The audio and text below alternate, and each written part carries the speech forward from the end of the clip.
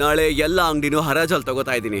ನಿನ್ನ ಅಂಗಡಿನ ಖಾಲಿ ಮಾಡ್ಕೊಡ್ತೀನಿ ಅಂತ ಈ ಪತ್ರದಲ್ಲಿ ಸೈನ್ ಹಾಕೊಡು. ಇದಕ್ಕಿದ್ದಂಗೆ ಹೇಳಿದ್ರೆ ಹೇಗಣ? ಎಲ್ಲ ಅಂಗಡಿಯವರು ಸೈನ್ ಮಾಡವ್ರೆ, ನಿನ್ಗೇನ ದಾಡಿ? ಹಾಕೋ ಸೈನಾ. ದಿಢೀರ್ ಅಂತ ಅಂಗಡಿ ಖಾಲಿ ಮಾಡು ಅಂದ್ರೆ ಎಲ್ಲಿಗಣ ಹೋಗೋದು? ಊರಲ್ಲಿ ಅಂಗಡಿ ಇಡಕ್ಕೆ ನಿಮ್ಗೆ ಬೇರೆ ಜಾಗನೇ ಸಿಗ್ಲಿಲ್ವಾ? ಸಿಕ್ಕಿದ್ರೆ ನನ್ ಪಿತ್ತ ನೆತ್ತಿಗೆ ಇರಿಸ್ಬೇಡ. ನೀವೇ ಜಾಸ್ತಿ ನೀನಪ್ಪ ವ್ಯಾಪಾರಿ ಸಂಘದ ಅಧ್ಯಕ್ಷನಾಗಿ ನೀನೇ ಈ ರೀತಿ ಮಾತಾಡಿದ್ರೆ ಹೇಗಪ್ಪ? ಯಾಕಪ್ಪ ಕಿರಿಕ್ ಮಾಡ್ತಾ ಇದೀಯಾ? ಸೈನ್ ಮಾಡಿ ಅಂಗಡಿ ಖಾಲಿ ಮಾಡು. ಎಲ್ಲ ಅಂಗಡಿಯವರು ಹಂಗೆ ಮಾಡ್ತಿದಾರೆ ತಾನೆ. ಅದೆಲ್ಲ ಸರಿಯಲ್ಲ ಕಣಪ್ಪ.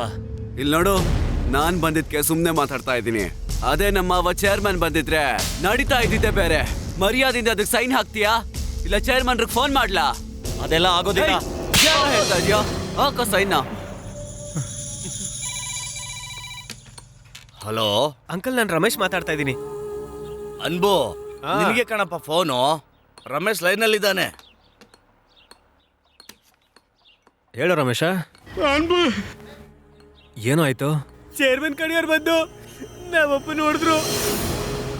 ಚೇರ್ಮನ್ ನಿಮ್ ಹೆಸರು ಹೇಳಿದ ತಕ್ಷಣ ಎಲ್ರು ಸೈನ್ ಹಾಕಿದ್ರು ಅಲ್ವಾ? ಲೇ, ಅವ್ನು ನನ್ ಭಾಮೈದನ್ ತರ ಇಲ್ವಾ? ಚೇರ್ಮನ್ ಲೇ, ನನ್ ಭಾಮೈದನ ಕಣೋ.